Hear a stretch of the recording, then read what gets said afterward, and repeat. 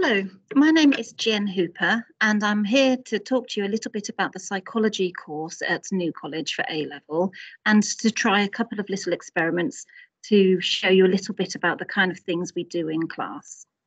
So, psychology is the scientific study of mind and behaviour, basically what makes you think, feel, and behave the way you do. Now, at the beginning of the psychology course, we start by looking at different approaches to psychology, as there are many different ways that psychologists study humans. For example, a biological psychologist would say it's the things like genetics or brain chemistry or brain structure that influence the way we think, feel, and behave. Whereas a behaviorist psychologist would say it's the way we are brought up and our experiences that shape us. You may have heard of Freud, a famous psychodynamic psychologist, who says we are shaped by our unconscious mind. We then study research methods, as psychology is a science, and we need to understand the techniques that are used to collect evidence for various theories.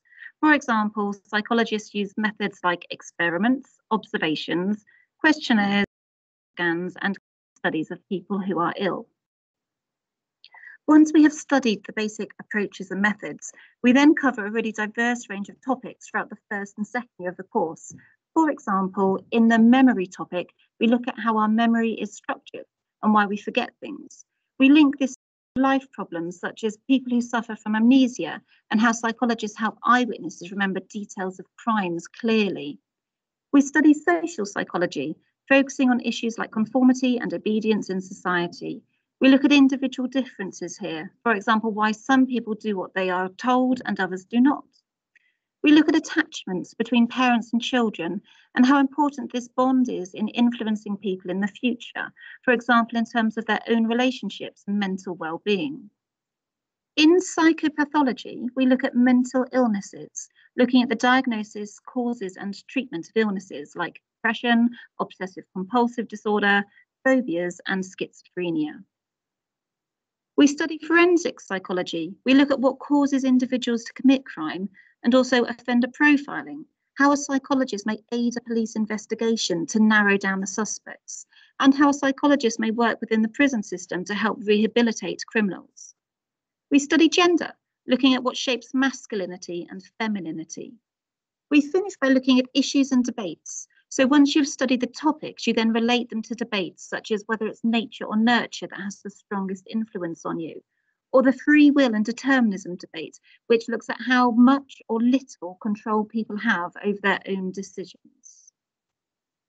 There are 3 two-hour exams at the end of the second year course. The exams contain a mix of short questions and some longer essay questions, but these are a maximum of 16 marks, so about 2 sides of A4 writing. The exam covers a mix of science, maths, and English skills. This is why we have the entrance requirements of a 4 or above in GCSE maths, double English, and 2 sciences. The 2 sciences could be the double award or 2 of the 3 if you took the individual science exams. If you took a BTEC in science, then you need at least a merit. If you took GCSE psychology, that can count as one of your sciences. You do not have to have studied GCSE before. We assume no prior knowledge. However, if you have studied it before, it's helpful because you already know what to expect and you know some of the terminology. Now, this is the first of 2 little activities I want to try. I'm going to show you this clip, and it's of a store robbery. There's nothing violent in there, but you just see some people committing a crime. And I want you to really pay attention as I'm going to ask you some questions afterwards about what you have seen.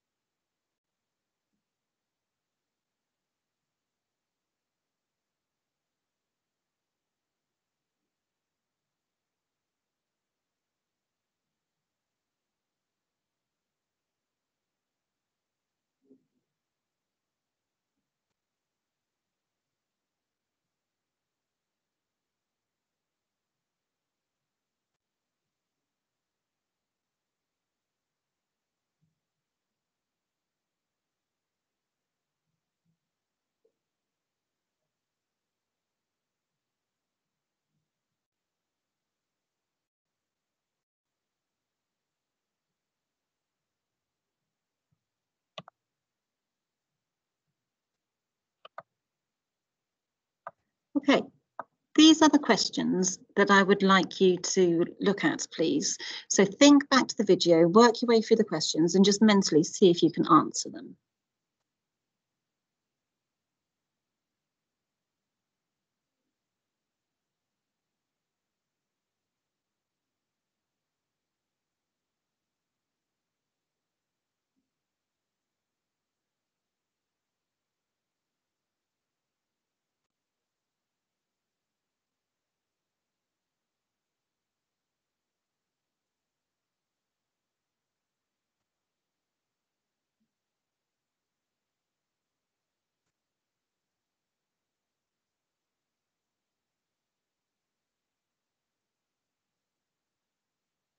Okay. Now, often people remember things differently. So the way you remember things to do with their age or what they were wearing or what they stole is probably different to what someone else would say after watching the video. Now, the most important question was number 6. It's what we call a leading question. There was no tattoo on the man's hand. So if you did report seeing one, then you've kind of made that up. It's what we call reconstructive memory. Witnesses can be misled on purpose by this type of question. So memory is reconstructive. People may not remember correctly because they have different viewpoints or focuses, etc. Now, this means that eyewitness testimony given in court may be incorrect. And this obviously has really important ramifications for the person accused. Psychology research into eyewitnesses and techniques they can use with them to make sure they're as accurate as possible. Loftus and Palmer did a very famous study in this area, and they showed participants a clip of 2 cars crashing, and they asked questions, but they changed one of the words. For example, they asked some people about how fast were the cars going when they smashed into each other, and people said around 41 miles per hour, and they also said they had seen some broken glass. However, if participants were asked about how fast were the cars going when they hit each other, they averaged a 34 miles per hour answer, and only a small amount saw broken glass. In fact, there was no broken glass in the clip. So this shows how the word that's used in the question can influence the answers that people give, even making up, seeing things that weren't there at all. Now, a second little memory experiment for you to try. This time I'm going to read out lists of numbers. When I finish each one, I will pause and you are to repeat back to me out loud the numbers in the same order that I say them. So here we go. 5, 7, repeat back. 4, 6, 7. 1, 4, 5, 9. 2, 5, 4, 7, 9. 9, 5, 4, 7, 8, 3.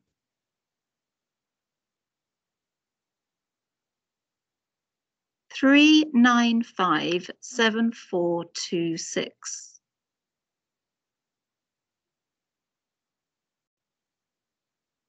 6, 9, 8, 7, 4, 5, 3, 2.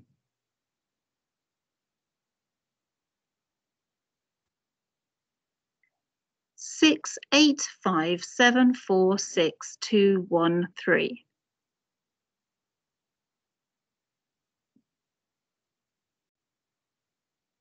4, 2, 5, 3, 8, 9, 6, 5, 7, 2.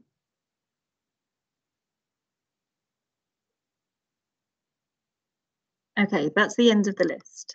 Now, what this experiment shows us is that our short-term memory, that's our conscious memory, like what we can hold in our minds at any one time, has a limited storage capacity. Capacity is how much you can fit in there. There's a psychologist called Miller who says this limited capacity is the magical number 7 plus or minus 2. So when I was reading out the lists of numbers that got longer and longer as I went, you should have been able to repeat them back if there were between 5 to 9 numbers. So the task got more difficult as I got past this kind of length. because your short-term memory has a limited capacity and you just literally run out of space. When I was getting up to 10 numbers at the end there, you're very unlikely to have been able to repeat it back to me.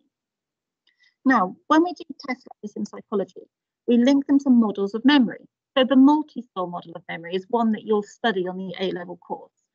And it says when you are going about your day-to-day life, you receive sensory input. So everything you see or hear, for example, goes into your brain. Now, if you pay attention to it, and we don't pay attention to everything, but important things we do, it goes through to your short-term memory, your conscious memory. Now, you can forget things from here, or you can rehearse them. And you'd normally say something to yourself, for example, to rehearse it and keep it in your consciousness. If you rehearse it enough, it goes through to your long-term memory, where whenever you want to recall things back to consciousness, you can. So, for example, something for a test or a telephone number, you might repeat yourself again and again until you know it off by heart. It's in your long-term memory. Because from doing lots of memory tests and experiments, the psychologists can come up with models like this that show how your mind is organized. So those were just a couple of little experiments today to show you a little bit about what we do, maybe in the memory topic in the A-level. So thank you for your time and watching this. Do get in touch with me if you have any other questions about the A-level psychology course. So my email address is jennifer.hooper@newcollege.ac.uk. Thank you.